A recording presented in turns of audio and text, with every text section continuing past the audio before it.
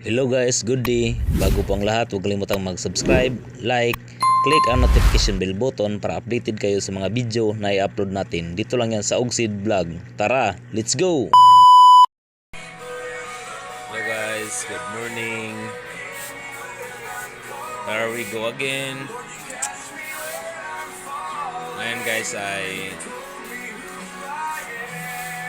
hindi ako masyadong maaga gumising kasi Sunday ngayon. Ngayon ay rest day ko po. Hello guys, good morning. Dahil Sunday po pala ngayon guys ay today is God day. Ngayon guys ay dahil Sunday po ngayon, I just wanna share you a verse guys from the Lord. Ito guys ay dito yan guys sa Roma 6:23. Ito po guys ay Cebuano version dahil Cebuano po ako o Bisaya. Ang Roma 6:23 nagaingon kay ang silot sa sala mao ang kamatayon apan ang kinabuhi nga walay katapusan mao ang gasa sa Dios sa mga anak kang Kristo Hesus nga atong Ginoo. Yeah, amen guys na nga dili magita perfecto tanan magita makasala mo na nga kailangan na to ang Savior, di ba? Gingon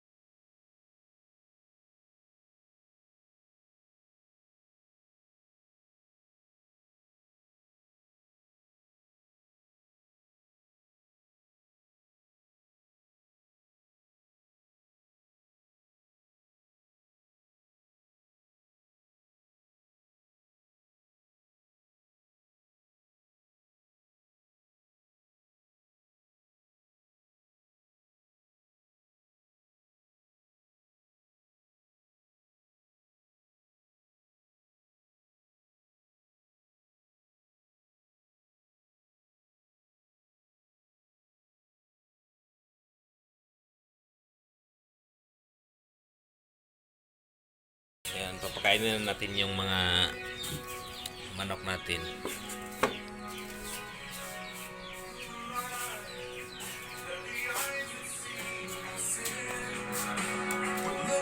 Me with love and watch me rise again.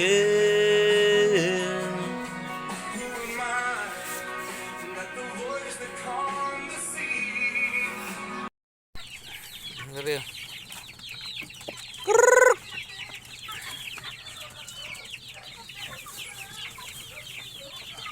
Dapat tuduhan na padulong tag-church lab.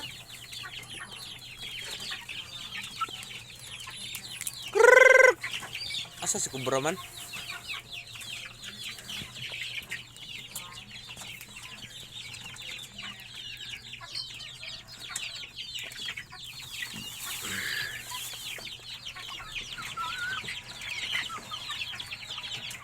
Ay, nang itlog. Lagay ka. Gisuyo pang itlog. Okay.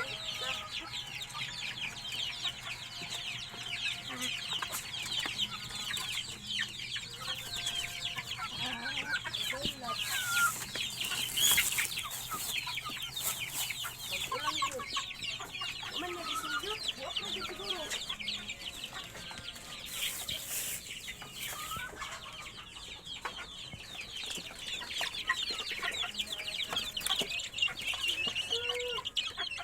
Ayaw mo pangamba.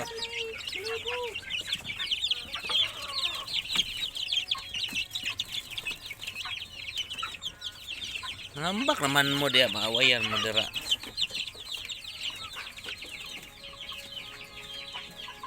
So, hugasan mo natin to. Back on my knee. Oh God, I belong to you.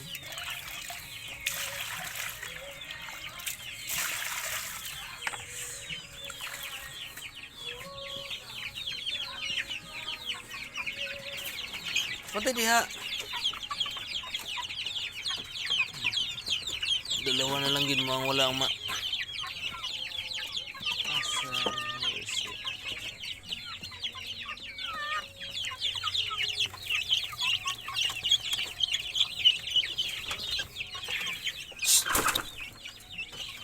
Ayaw dira lagi ba sa mga piso na.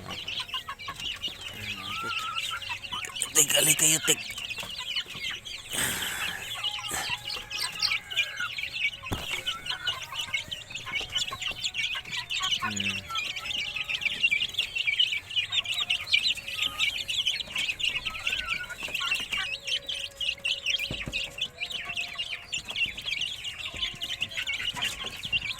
Fight on my knees. Oh God, the battle belong to you.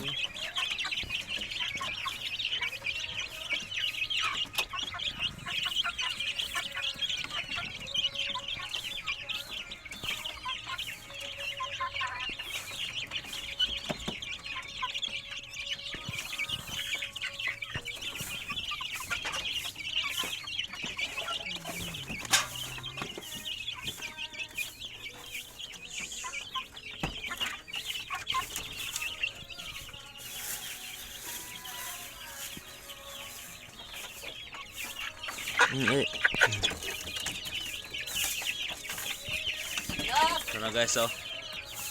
Glory to God guys. Hindi na talaga kon yung liig niya guys. Hindi tulad talaga ng dati guys ng yung liig niya. Sayang to guys. Malaki din naman ito. Pero hindi na masyadong takilid yung liig niya. Malapit na talaga ito maka-recover guys. Oo nga pala guys, ay share ko sa inyo guys paano natin malaman ang ating mga manok kapag mahalo sa mga kapitbahay natin. Kasi mahirap yan guys, matandaan mo guys, lalo na kapag yung mga manok mo ay sobrang dami na. At ito ganitong ang sitwasyon guys, hindi nakakoral yung paligid mo, yung mga manok mo ay hindi maiwasan na pumunta sa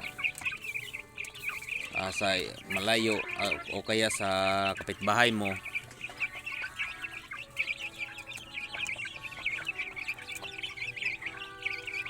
Kaya ang nangyayari guys, kasi may mga manok kasi guys, lalo na kapag under sila sa iba, yung takot masaktan, hindi na yun uuwi guys.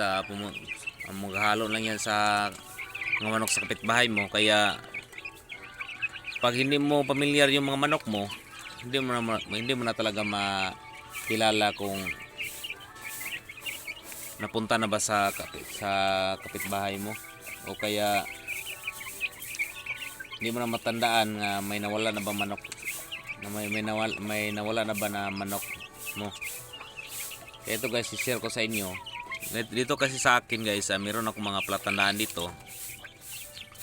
Kung tingnan talaga guys ay hindi mo makilala, ay hindi mo makita ang mga palatandaan ko. Pero ito guys, oh, kung makita nyo tong panghuli niyang kulamoy guys, wala na siyang kuko. Yan guys ay pinutulan ko. Yan ang palatandaan ko. Lahat ng mga manok ko dito guys ay putol talaga. Ang pinutulan ko talaga, sinadya ko talaga pagputol yung mga kuko nila sa panghuli, para makilala mo yung mga manok mo at hindi talaga siya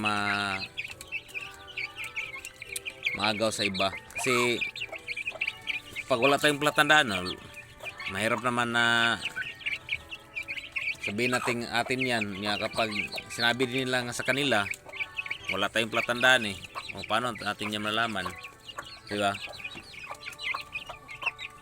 Kaya ganyan lang guys. Ito po ay share ko lang sa inyo para kahit paano ay may idea din kayo. Kasi kapag sobrang dami na yung mga manok mo, mahirap na talaga yan matandaan mo. At saka hindi talaga yan maiwasan guys na yung iba ay under at saka takot silang masaktan.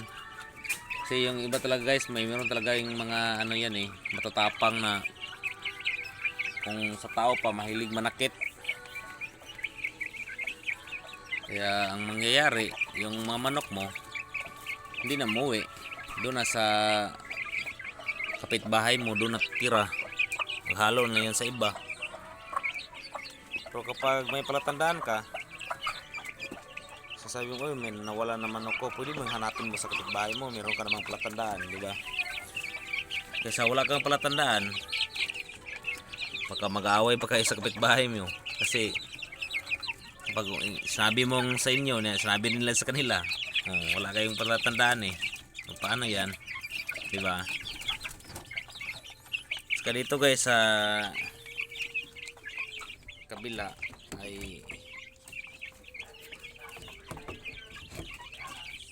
hindi ko pa to pinutulan kasi maliliit pa, hindi ka pa kasi sure ito guys. So wala pa to guys, kompleto pa talaga to guys.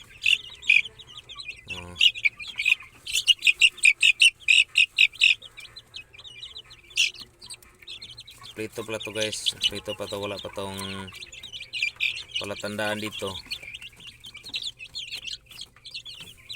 Pero ganito kalaki, pwede na din naman ito putulan kasi na sila, malalakas na. Yan lang guys ang ginagawa ko dito sa mga manok ko, para pag mawala yung mga manok mo, hanapin mo doon sa kapitbahay pumunta,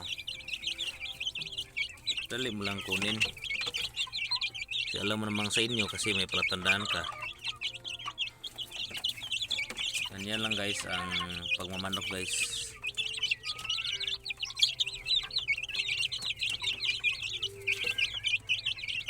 Maraming salamat nga pala guys sa lahat po. Magandang umaga po sa inyo and God bless po. Drive na. Sige na, dali ate. Hi guys. Drive si Gigi guys. Guys, drive siya guys. Napipik na.